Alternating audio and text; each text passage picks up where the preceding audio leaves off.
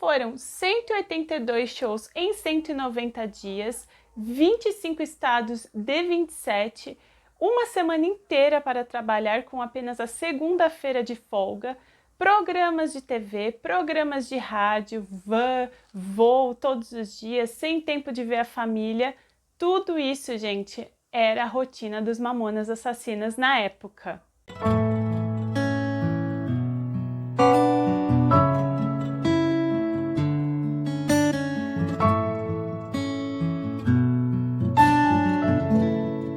Oi gente, tudo bom? Para quem não me conhece, o meu nome é Carol Tamion, desse Insta aqui.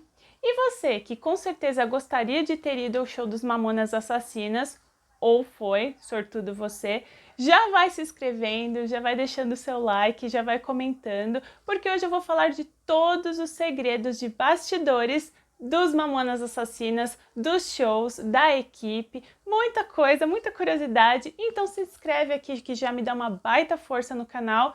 Vamos lá? Então no último vídeo, gente, no episódio 12, eu expliquei como era todo o show, um show completo dos Mamonas. Hoje eu vou falar como eram os bastidores.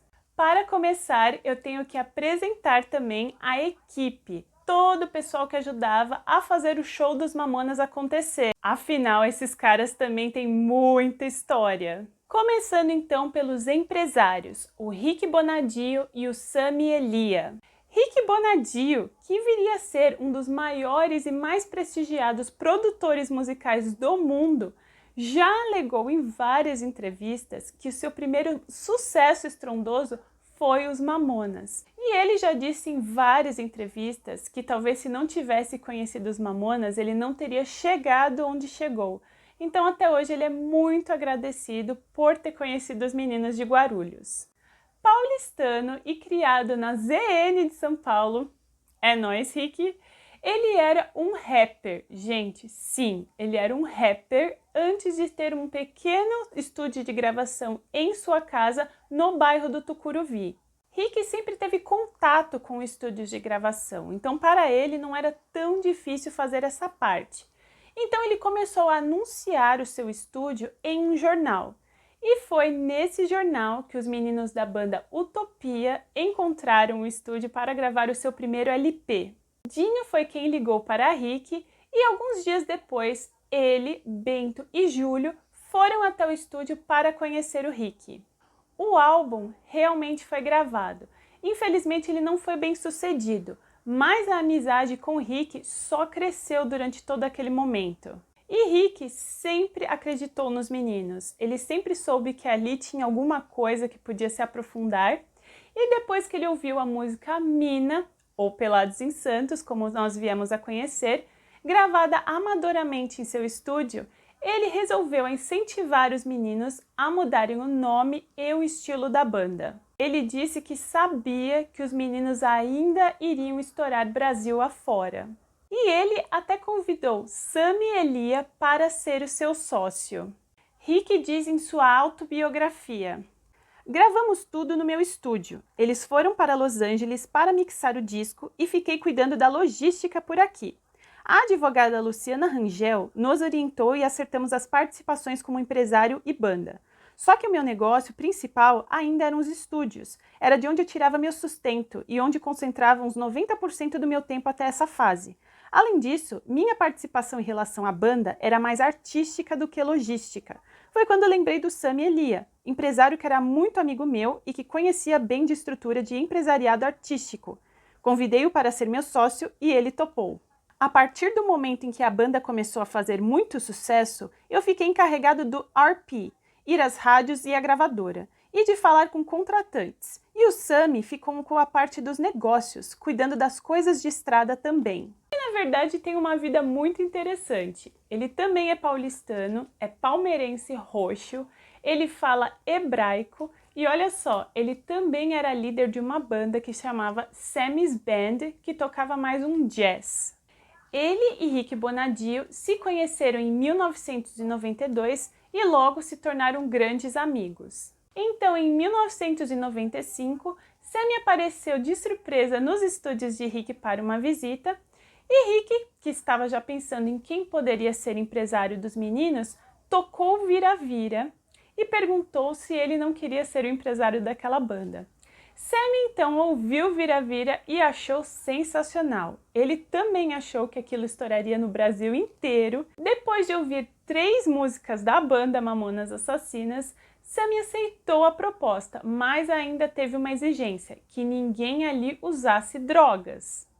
Rick então garantiu que nenhum dos meninos ali usavam drogas e, por ironia do destino, os meninos chegaram logo depois no estúdio. Sammy disse que achou o visual dos meninos um pouco estranho e conversou com eles falando que não, ninguém podia usar drogas por ali. Os meninos garantiam que nem beber socialmente eles bebiam, que ele não tinha com o que se preocupar. Sammy disse que apesar de ter achado o visual deles um pouco diferente, ele gostou da energia dos meninos logo de cara. Então, em maio de 1995, Sammy entrou oficialmente para a trupe dos Mamonas e contratou o restante da equipe. Para começar, ele contratou o Johnny Anglister, que era o produtor de shows, aquela pessoa que fazia tudo no show funcionar.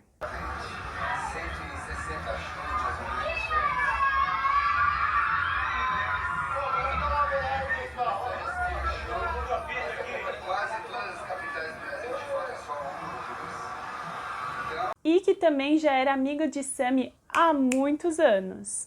Um fato muito interessante sobre o Johnny é que ele é filho de pais poloneses que vieram para o Brasil depois de sobreviverem ao Holocausto. E um fato ainda mais interessante é que seu pai foi salvo do Holocausto porque ele estava na lista de Schindler. Sim, na lista de Schindler.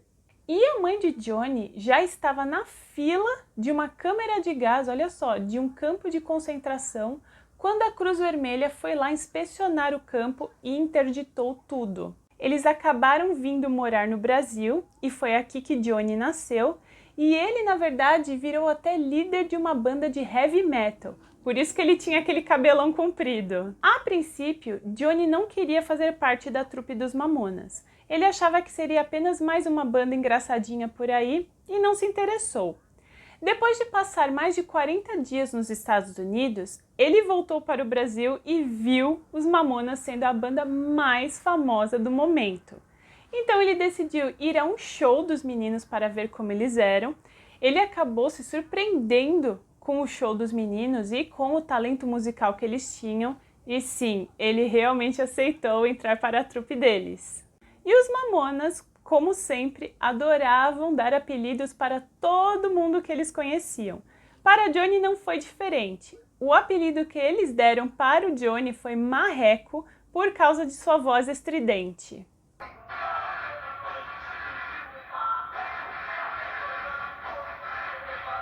Uma das pessoas mais famosas da trupe dos Mamonas, com certeza, é o André.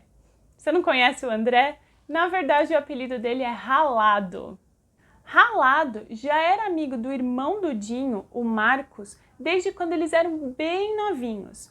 E Ralado, como era um amante de música, ele gostava muito de escutar músicas, Marcos olhou para ele e falou: "Você devia conhecer o meu irmão Dinho. Ele tem uma banda sensacional chamada Utopia." Ele de fato conheceu a banda e ele diz que ele adorou o Dinho desde a primeira vez que ele conheceu. Ele até chama isso de amor à primeira vista, porque eles se tornaram grandes amigos desde a primeira vez que eles se conheceram. Antes de ir trabalhar com os Mamonas, Ralado fazia pequenas mudanças e fretes com um caminhão. Um dia, Dinho, Júlio e Bento foram até a casa de Ralado para o convencer a entrar na equipe, já que a mesma se encontrava desfalcada. Isso na época ainda do Utopia. Ralado então entrou para a equipe para cuidar dos figurinos, principalmente os do Dinho, a quem ele até trocava no palco no meio do show.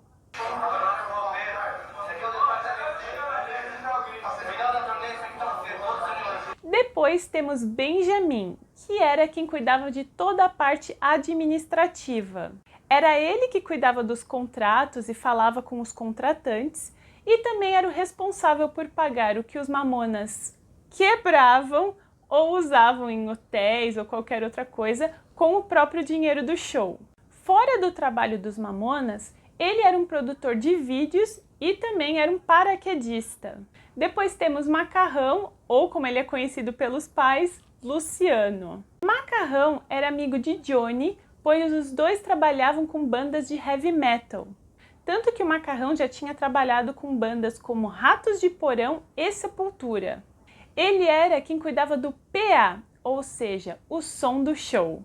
E era ele também que sacaneava muito o Dinho com a voz mexendo, diminuindo, aumentando a voz do Dinho no show inteiro, deixando até o Dinho meio nervoso. Mas tudo era sacanagem, era brincadeira. Sammy disse que no momento que ele conheceu o Macarrão, ele se assustou um pouco com a pegada rock and roll que ele tinha, afinal, Macarrão é cheio de tatuagens, piercings, mas ele viu que o Macarrão tem um ótimo caráter, é uma ótima pessoa e principalmente talentosa. O próximo é o China, ou o nome verdadeiro dele é Wen Shenpai. Espero que eu tenha pronunciado certo. China já tinha trabalhado com Sammy por várias épocas, então foi por intermédio dele que ele entrou na equipe. Ele era o roadie da guitarra, quem cuidava da guitarra do Bento, e o seu apelido na equipe era MacGyver, porque ele era capaz de consertar qualquer coisa que caísse em suas mãos. Depois nós temos Sagui ou Flávio. Sagui era o mais novinho de toda a equipe, com apenas 20 anos, e era também primo de Sérgio e Samuel. Ele foi contratado para ser o roadie de seu primo, Samuel, então era ele quem cuidava do baixo do Samuel.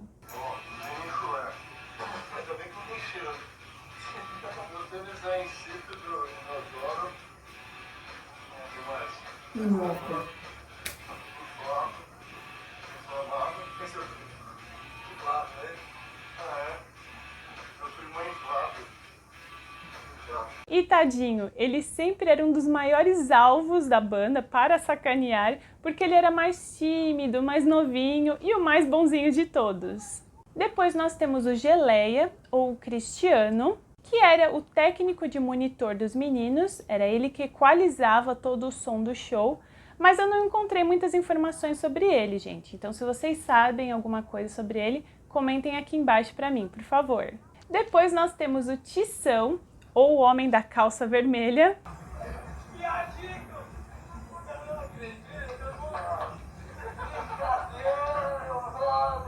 O Tição trabalhava na Pop 1 e ele fez pré-produção pra gente durante alguns meses.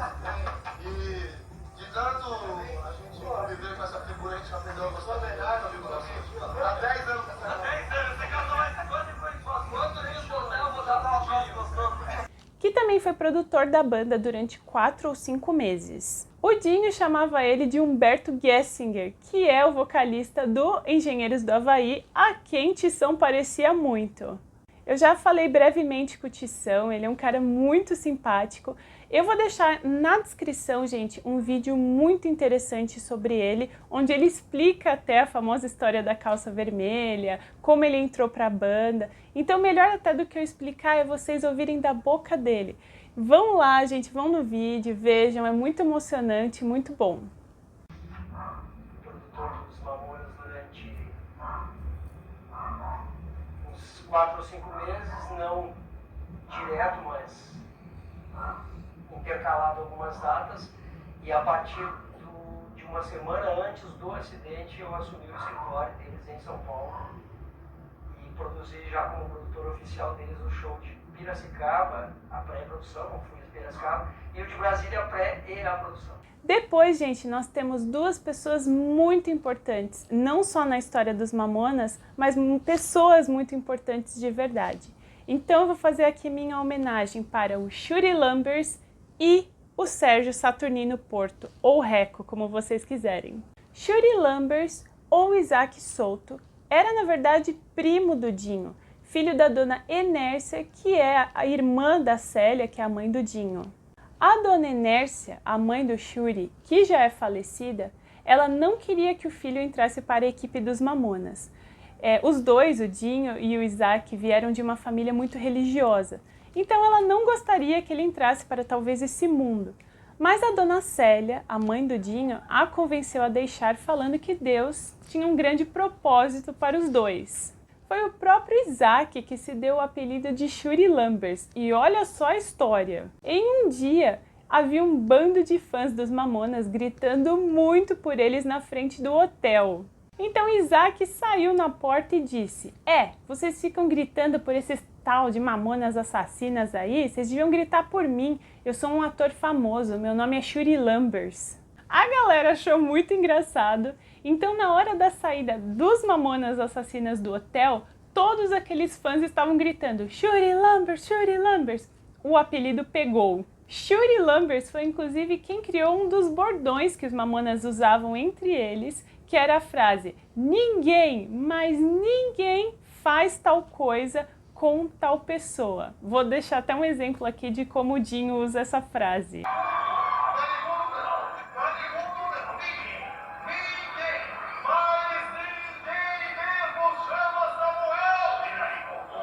E ele era hold da bateria de Sérgio, então ele que cuidava de toda a bateria, se quebrava alguma coisa, tudo era ele que fazia.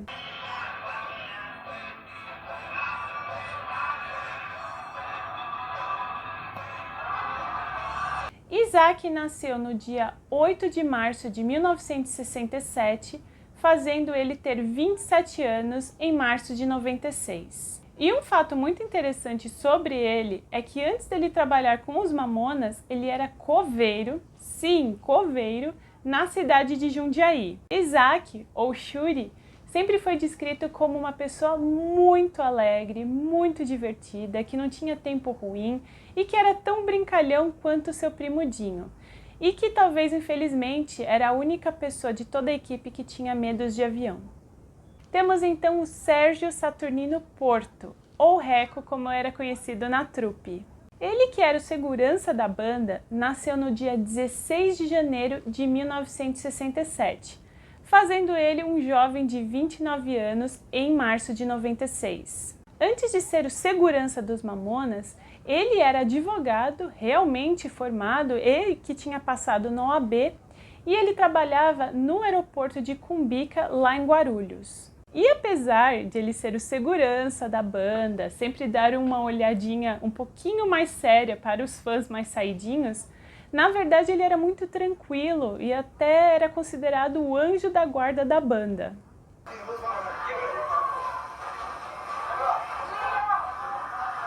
Então aqui fica a minha homenagem, gente, a essas duas pessoas que entraram para a história dos Mamonas e que merecem qualquer homenagem possível. Vamos falar então, gente, como eram os bastidores desses shows que os meninos faziam, começando com os bastidores da turnê. Bom, para começar, se vocês pensam, gente, que as molecagens, brincadeiras dos meninos ficavam só nos palcos ou nas músicas, vocês estão muito enganados. Toda essa traquinagem e brincadeiras se estendiam para os hotéis, para as vans, para os voos, tudo, e deixando muitas pessoas irritadas no caminho. Para começar, eu tenho que falar sobre a guerra de frutas que os meninos faziam.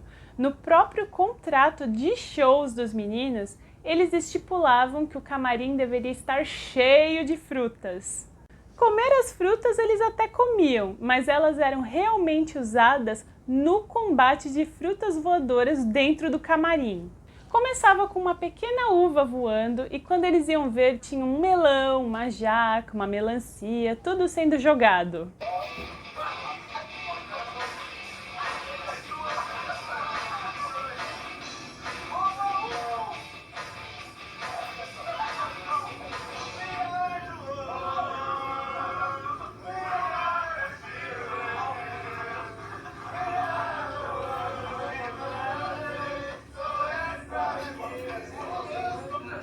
A gente fez uma guerra no camarim, uma guerra de fruta. Só que não era uva, não, igual a do ônibus. Era jaca, melancia, melão, cara, a gente quebrou o vidro do camarim. Cara, mas isso é demais. E não era só combate de frutas, não. Também tinha os combates de extintores de incêndio. Tudo começou na cidade de Presidente Prudente. Presente para o dente. Presente para o dente. Presidente Prudente.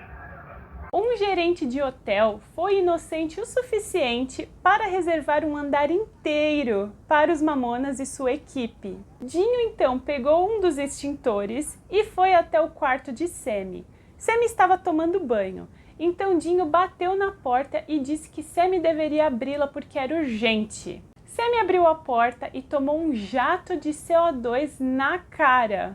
Pior é que ele saiu correndo pelado pelos corredores do hotel para pegar Dinho. Johnny já disse que nesse dia ele acabou dormindo no chão do banheiro para tentar escapar dos extintores.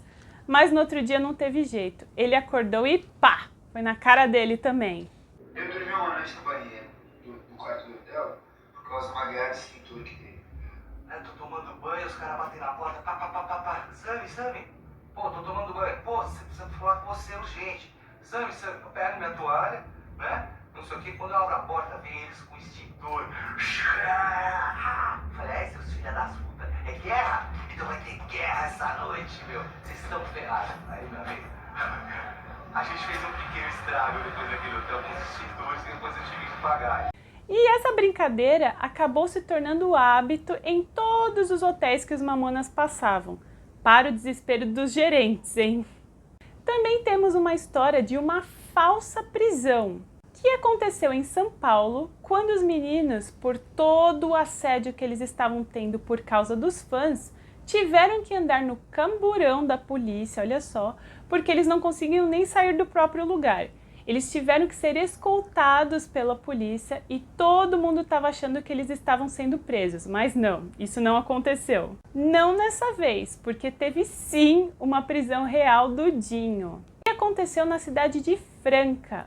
E a história é o seguinte: Ralado foi acordar Dinho porque alguns motoqueiros estavam na porta do hotel pedindo para o Dinho pegar uma das motos e empinar a moto. Então ele foi lá, acordou o Dinho para ele fazer isso.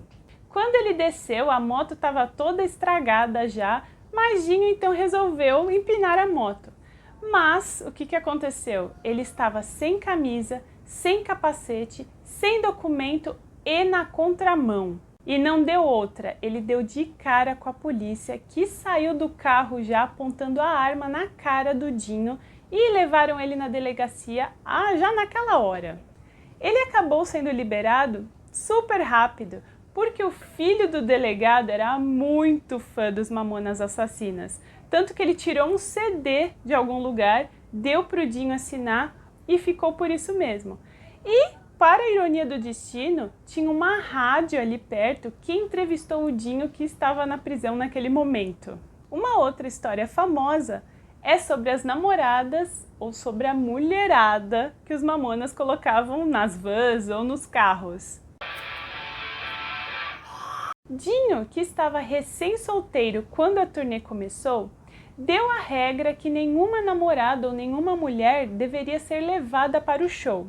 Mas logo ele foi o primeiro a quebrar essa regra quando começou a namorar a Valéria e queria levar ela em todos os shows. E isso, na verdade, acabou criando uma certa tensão entre todos eles. De você e tal. Então, eu acho que essa regra não chegou a criar tanta polêmica entre eles. O que acabou acontecendo um pouco de polêmica, talvez, foi com os empresários e com a gravadora. Atrapalhou um pouco, sim, né? Os caras da van ficavam putos, porque ele levava ela na van e os caras querendo enfiar um monte de mulher dentro da van e tava a porra da Valéria lá e não podia, né? Então, meu, enchia o saco e dava uns pau, sim, meu. E eu ficava puto. O cara levava a mina em todo lugar, meu, puta, caralho. A mina era legal, mas foi motivo até de reunião. Falou assim, ó, só leva a Valéria shows grandes, shows pequenos ela não vai mais. Tipo, shows grandes era Metropolitan, sabe, casas grandes. E aí por um tempo funcionou, mas depois ele começou a ficar dele e tal. Até porque o Sammy disse que todas as vezes que ele achava que os meninos estavam estressados, ele fazia festinhas para deixar os meninos mais relaxados. Bom, fica a critério de cada um pensar o que essas festinhas eram, né? Brigas. Qualquer um perguntaria se teve brigas na equipe ou entre os membros da banda. Sim, gente, teve algumas brigas, mas bem poucas. Eu vou falar de algumas aqui para vocês, tá? Uma, por exemplo, foi entre Samuel e Dinho. Samuel estava em um dia não se sentindo muito bem, porque ele tinha bebido. Samuel não tinha costume de beber e ele nem sabia beber direito, tanto que ele misturou whisky com vodka e não deu outra. Ele acabou ficando meio zoado, passou mal, e aí o Dinho veio zoar um pouco ele e acabou chamando ele de narigudo. E eles acabaram brigando, mas não foi nada sério. Johnny disse uma vez que ele próprio teve uma briga bem pequena com o Dinho, porque Dinho queria de qualquer jeito que a Valéria voltasse com eles em um voo. Só que o voo já estava super pesado, já tinha muitas pessoas dentro daquele avião, então não daria. O Johnny acabou falando para ele que não daria de qualquer jeito. Dinho ficou com um bico desse tamanho, eles acabaram tendo uma briguinha, mas também nada sério. Por causa de Valéria, Dinho também brigou com o Ralado, porque o Ralado não quis levar a Valéria para casa como o Dinho tinha pedido, insistido e falado para ele fazer, e acabou tendo uma discussão.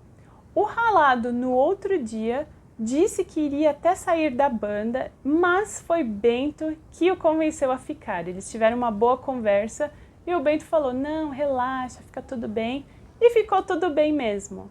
E a última briga que eu ouvi falar foi entre Samuel e Dinho mais uma vez, mas essa briga foi um pouco mais feia. Chegaram até que separar os dois, né? Porque eles estavam já se batendo. Eu já ouvi alguns boatos sobre essa briga, a mais famosa sendo sobre mulheres de novo, mas eu não achei nada concreto, pessoal. Se vocês sabem ou já ouviram esse boato também, comentem aqui embaixo, tá, pessoal? Mas uma coisa eu vou dizer, os meninos eram muito bons para separar brigas que estavam acontecendo na plateia enquanto eles estavam no palco.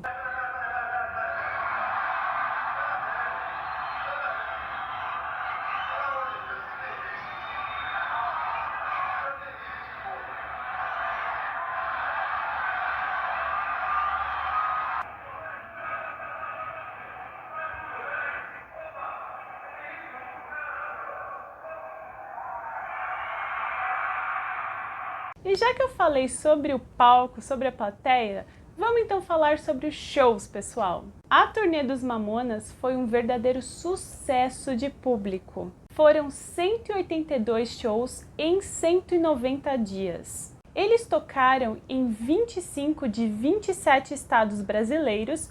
Os únicos que eles não chegaram a tocar foi no Acre e no Tocantins. Eles tiveram em torno de 1 milhão de pessoas que foram ver os seus shows. Eles tiveram shows que tiveram 10 pessoas e também tiveram shows que tiveram mais de 100 mil pessoas. Cachês que variaram de grátis a 80 mil reais. Detalhe, gente, tudo isso em 6 meses. Nesse momento a gente está indo pro show mais uma vez. Aliás, nossa vida é um constante vai e vem de show. Muitas pessoas, gente, perguntam quais são os shows mais importantes da carreira dos Mamonas Assassinas. Existiram vários, pessoal. Só que aqui eu selecionei 3 shows para falar um pouquinho mais, falar sobre os bastidores e curiosidades. O primeiro que eu vou falar foi o show de Blumenau, que ocorreu no dia 23 de outubro de 1995, no festival Skol Rock. O Skol Rock era um dos maiores festivais de rock do Brasil e um dos mais tradicionais da cidade de Blumenau. Esse show teve 42 mil pessoas e até aquele momento foi o maior show de público dos Mamonas. O Fabrício Wolff, que era o idealizador do Skol Rock, disse que o irmão dele ligou para ele depois de ter ouvido Vira Vira e deu a ideia dele chamar os Mamonas para o festival. Ele ligou então para a Semi, perguntando quanto era o valor para eles entrarem num acordo. Semi disse então que o valor era 8 mil reais. Com esse valor, ele conseguiria trazer bandas mais famosas no momento. Então ele recusou, ele falou: ah, não, depois a gente conversa então. E então chegou o fim de semana do festival, alguns meses depois de ele ter falado com Semi. E naquele momento, os Mamonas já estavam estouradaços, eles já eram a banda mais famosa do Brasil. Então, claro, Fabrício colocou em sua cabeça que ele tinha que chamar aquela banda para o Skol Rock. ele ligou de novo para a Semi e, para sua surpresa, o cachê já tinha subido para 19 mil reais.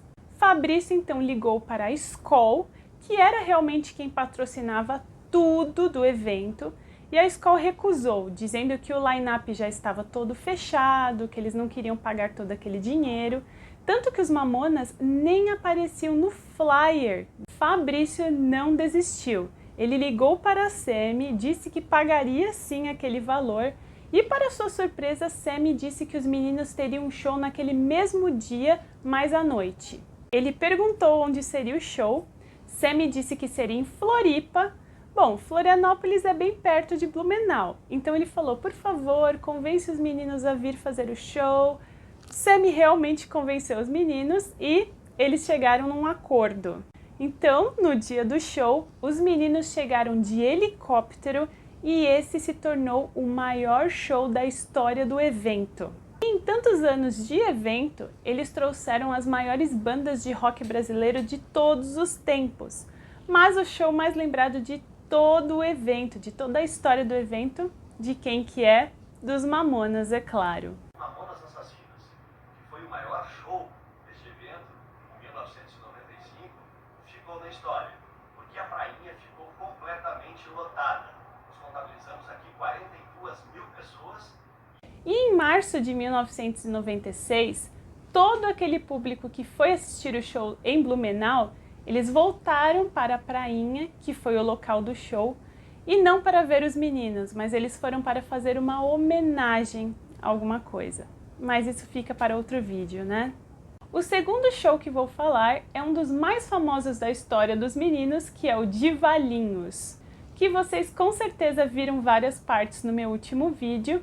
Aliás, se vocês não viram aquele vídeo, vai lá, hein, pessoal? E por que ele é tão usado, gente, em várias gravações ou reportagens sobre os Mamonas? Porque ele é o único que tem uma qualidade excelente de imagem e som. Naquela época, era proibido gravar os shows. E nós não tínhamos celulares do jeito que nós temos hoje. Então o show acabou sendo gravado clandestinamente. A gravação foi confiscada e por algum tempo ela ficou guardada. Depois ela foi encontrada e até DVD esse show virou. Para esse show, eles foram convidados pela Prefeitura de Valinhos para a comemoração de 100 anos da cidade. Ou seja, Valinhos agora tem 125 anos. O show foi gratuito e foi com certeza um dos maiores públicos da história dos Mamonas. No meu último vídeo, eu deixei a pergunta de quem era aquele menininho com eles no palco.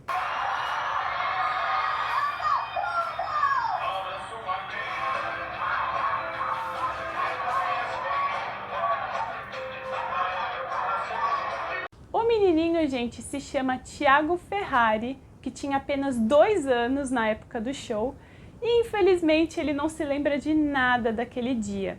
O Domingo Espetacular da Rede Record já fez um especial sobre os Mamonas, e eles encontraram o Thiago, e ele falou que ele apenas sabe sobre o que aconteceu naquele dia pelos seus pais. Se vocês ainda não viram esse show, pessoal, vê aqui na descrição que tem o show completo aqui no YouTube, é um show excelente, o palco é super grande, o som tá muito claro, assistam que vale a pena.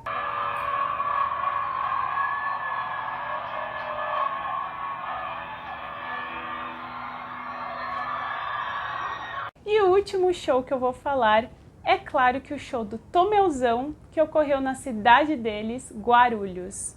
Para quem viu o meu vídeo sobre a banda Utopia, eu mencionei que os meninos tinham o sonho de tocar no Tomeuzão, principalmente para abrir o show de Guilherme Arantes, que iria acontecer em 1992. Eles acabaram indo na prefeitura de Guarulhos para conversar com o prefeito e acabaram recebendo um não de forma humilhante. Disseram que eles eram uma bandinha, que eles nunca iam chegar em lugar nenhum, que para estar ali tinha que ser uma banda grande, uma banda boa, músicos bons. Eles nunca esqueceram daquilo. Então o dia que eles esperavam há anos chegou. Aquele dia eles nem conseguiam conter a alegria e o orgulho de eles estarem ali. E eles foram gravados para um programa de TV, o Aqui Agora do SBT, E eles mostravam o quanto eles estavam felizes, o quanto eles estavam animados, tanto que eles pegaram a Brasília amarela, saíram com ela na rua e saíram falando com todo mundo que estava, gritando com o pessoal que estava esperando para o show, que estava na fila. E tudo isso foi acompanhado pelas câmeras do Aqui Agora. Brasília amarela, gente, olha, não dá pra acreditar, eu nunca vi uma coisa dessa na minha vida. Brasília amarela, não importa nada. As pessoas estão saindo do céu. Gente, que loucura! Olha, esses são os amores da Brasil. Olha do outro lado aqui, ó. Estão chamando, vambora. Olha aí, a loucura. O estádio ficou lotado. Era então o maior público que o Tomeuzão que o estádio estava recebendo. Então, para abrir o show dos Mamonas Assassinas, veio uma banda mais que sensacional para abrir o show deles. A banda Utopia. Sim, gente, os meninos não deixaram barato. Eles subiram no palco com roupas normais e tocaram as músicas da banda Utopia, uma também do Legião Urbana, e fizeram, sim, o show que eles tanto queriam.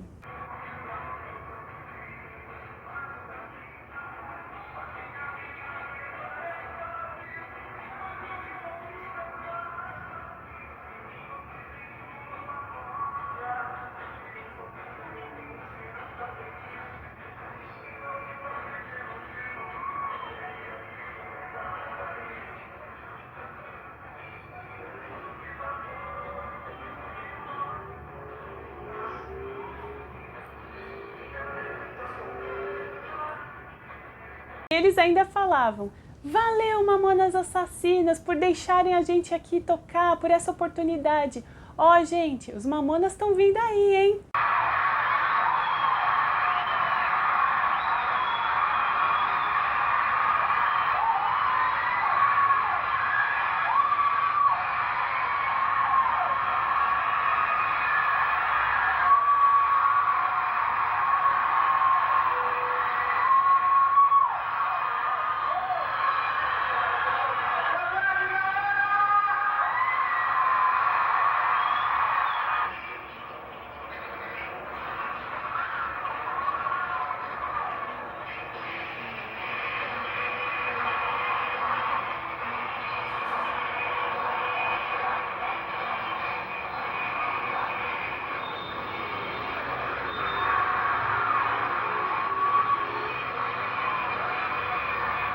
O show então dos Mamonas Assassinas de fato começou, eles tocaram todas as músicas e na hora do bis, o que eles fizeram?